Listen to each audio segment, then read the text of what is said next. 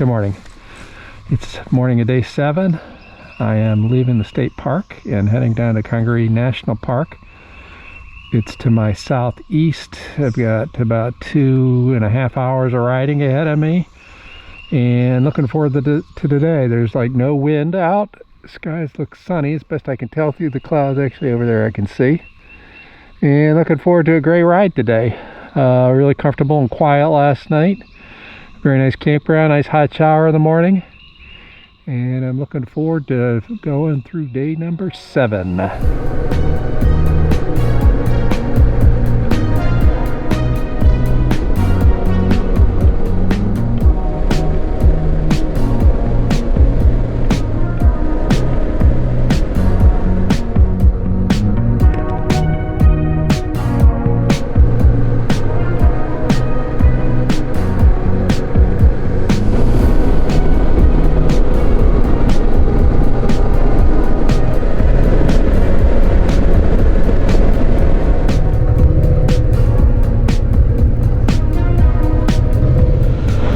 Reservation for this walk-back campsite. It's called Longview.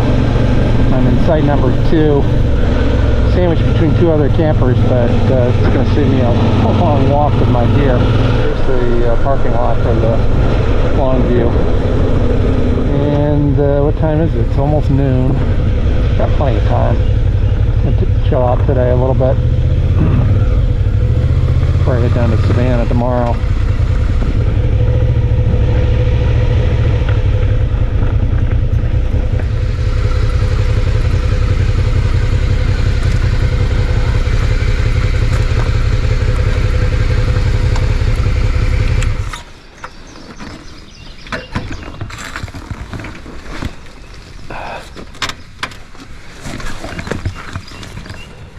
You can see the sign for my campsite right there. It's the first time, I think, in 6 days that I've had my motorcycle gear off other than at night when I'm in the tent.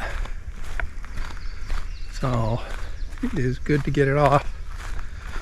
And warm out. It's probably in the low 80s Fahrenheit. They've got pit toilets. I didn't see any. There's no rangers around other than over here at the station. Maybe I'll ask there and see if they know, but I didn't see any potable water. So when I ride into town to get some dinner, I'm going to have to look for a container of water to bring back with me tonight.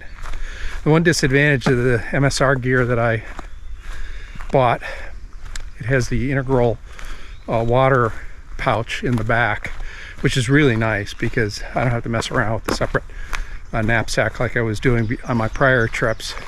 Throw my coat on in the morning and I've got my water pack right there integrated with it.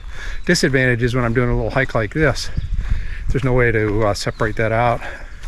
And I don't have a separate backpack to put it into or knapsack to put it into. So I'll just load up with some water here at the visitor center before I go out on my hike. But that's a little less than ideal.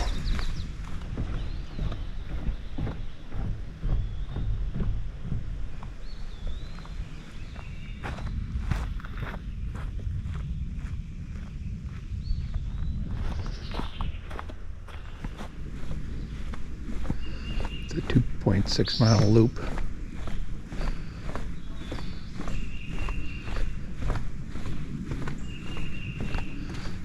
This national park is something like 26,000 acres, and it is got some of the oldest lowland hardwoods in the world.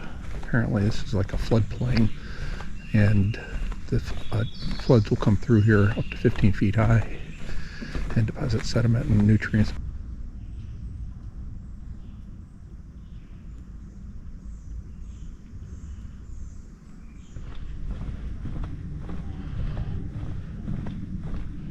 At one point in the United States, there was over 35 million acres of lowland hardwoods that were in a floodplain.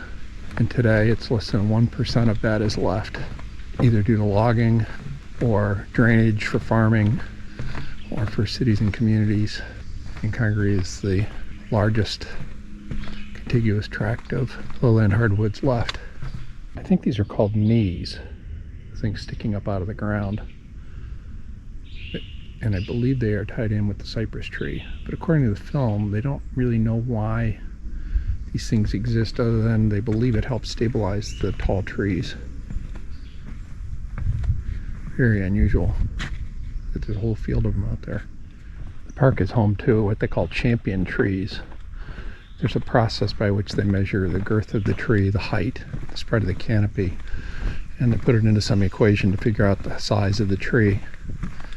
And this park has both state and national records for some of the hardwood trees that are here. There's a sweet scent in the air from the plants. It's really quite delightful.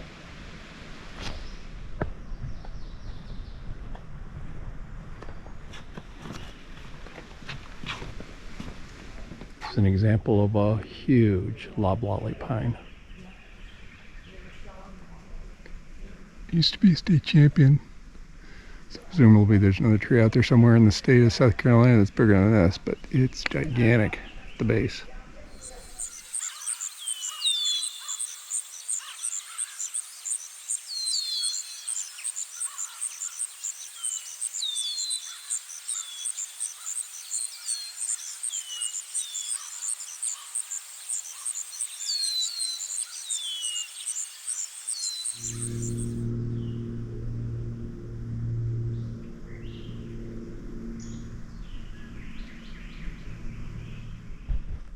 These are dwarf palmettos. They grow on the floor where there's sunshine. Back there in the distance is an old still from the moonshine days after the 1919 amendment, which prohibited the sale or consumption of alcohol in the United States. The bootleggers took to setting up stills in places like forests like this, where they could hide their illegal activities. It's pretty cool.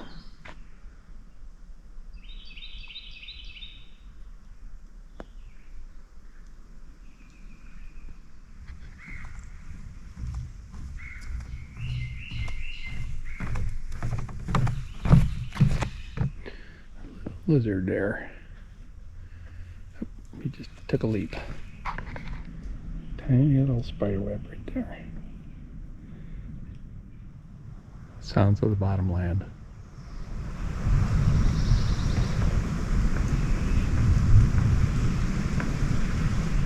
This is an American beech tree, which they think is over 100 years old. Absolutely gorgeous tree. So like all the national parks that I visit, this is definitely worth the visit. I didn't know anything about Congaree before I got here. It's an absolutely gorgeous walk on this boardwalk. And I'm just scratching the surface of this national park. They have all kinds of trails that are off the boardwalk. They'll go to a variety of different places. And this has been delightful too, because it's, I think, fairly hot out, but I'm in the shade for the most part. So it's been a really comfortable walk in the plant life. The birds are singing all over the place. And there are little lizards. I tried to capture one on camera, but they move so fast and they're so small. I don't think I was successful, but they're scampering around on this boardwalk and then they disappear as I get close. So, very pleasant. Heading back to the visitor center, and at some point I need to go to the town and get some groceries for dinner. Back to the primitive longleaf campground, where there's no potable water. So, I'm probably not going to cook tonight, so I don't have to wash the dishes. I've got enough water in my backpack. I still may buy another bottle just to make sure it gets me through the night and lets me brush my teeth.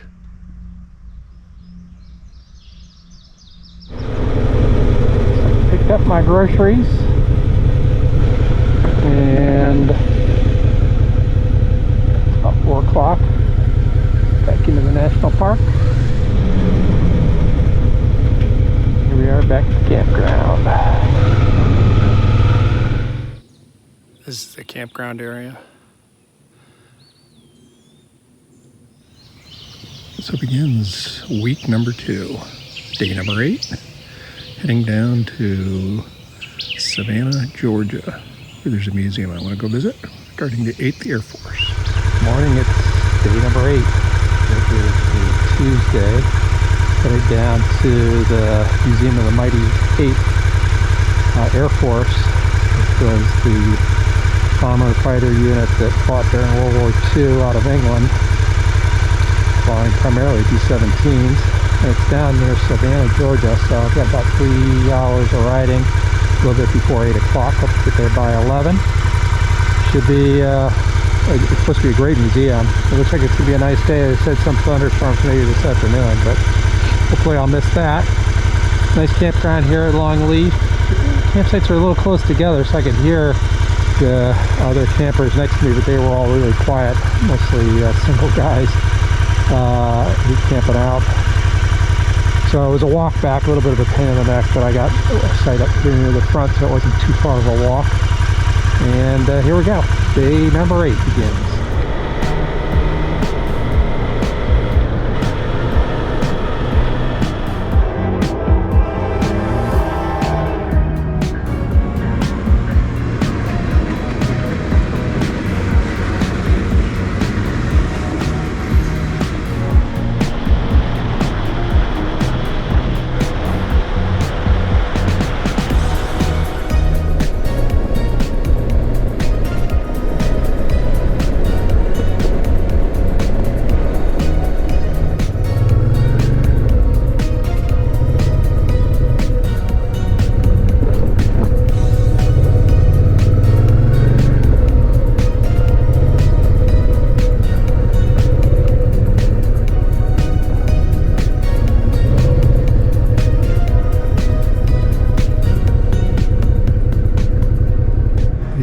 Bomber and fighter groups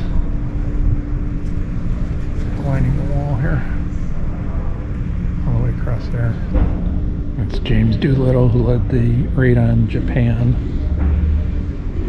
in 1942, early in the war for the United States. And this is the famous actor Jimmy Stewart, who actually flew 20 combat missions on B-24 Liberator bombers during World War II. Had quite a distinguished career for a famous actor. Yeah. And up there in the center is the placard for the 100th Bomb Group, which is made famous by the recent Apple TV series, Masters of the Air.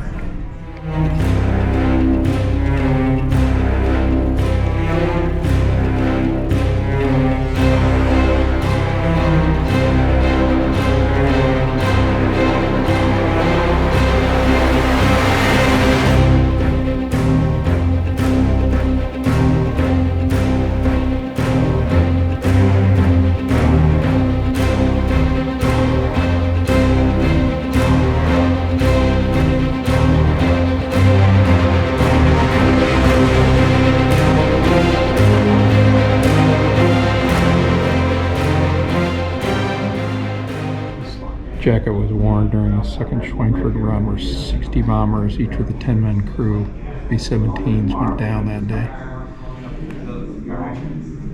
It was flown by a radio operator gunner, George G. Roberts of the 306th Bomb Group. April 1945, Messerschmitt 109 intentionally rammed a B-17 with 487th Bomb Group. Despite extensive damage, the plane landed successfully, and here are several pieces of the 109 that were peeled off of the B-17 after the encounter.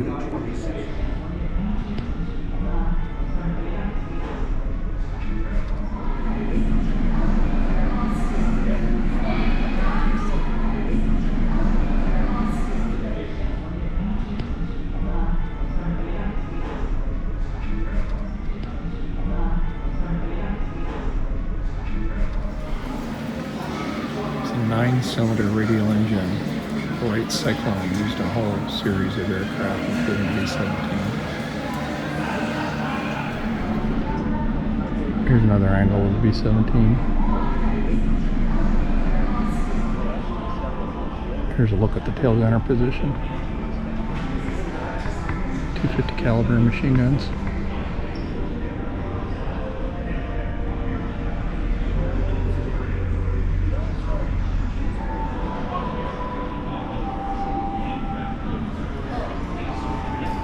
Willie's Jeep.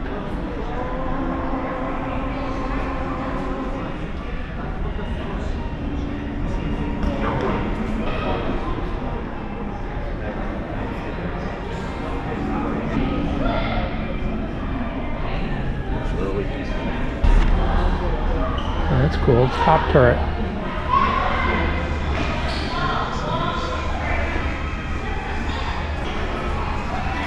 Point guns aft before dropping seat. There in the middle is the ball turret.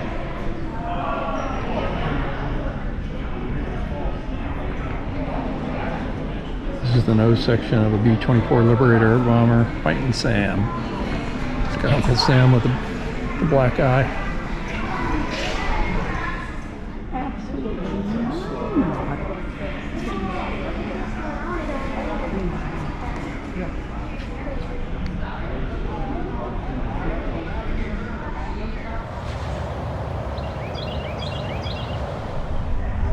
An example of the chest parachutes that were worn, made in New Jersey.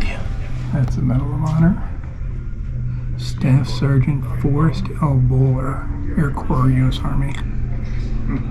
I guess they never found There's them. that outfit. Yeah, the wool, right? Yeah. Oh, imagine. A program from the Glenn Miller Band, his orchestra, would tour to provide entertainment for the airmen and military personnel. The plane actually went down in December 1944 and was killed. This is the nose piece of Eager Beaver. And another 4,000 written off in accidents or through wear and tear.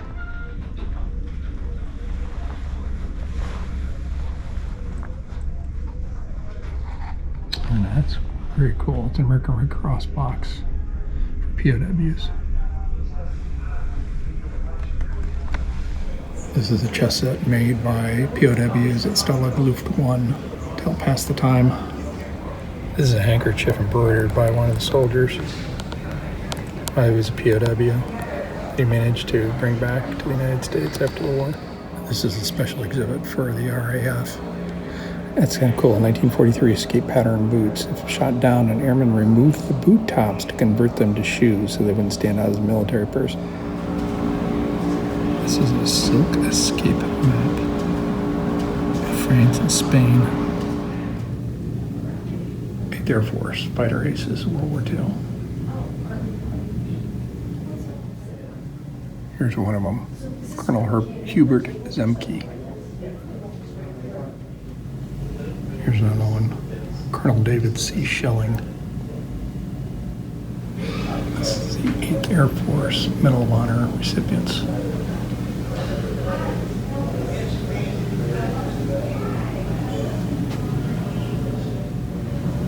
This is Second Lieutenant Walter E. Trumper. Incredible story. It's worth reading his story. So I took a picture of it so you can read it if you want to freeze the film. There's the bomber flags. There on the left, here in the ceiling, is a parachute hanging. It's obviously not for a person, it's for equipment.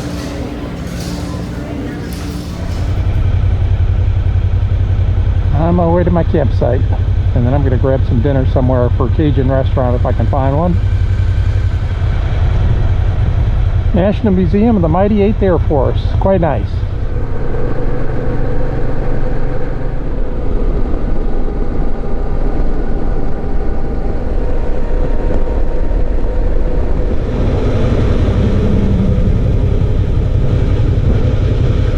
Skidaway Island State Park.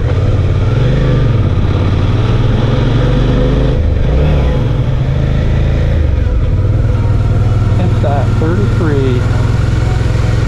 There's 33. I'll buy it.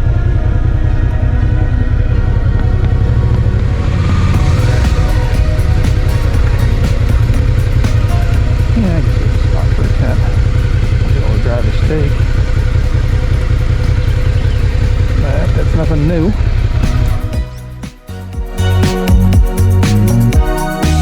Alright, camp is all set up, and I am headed for dinner.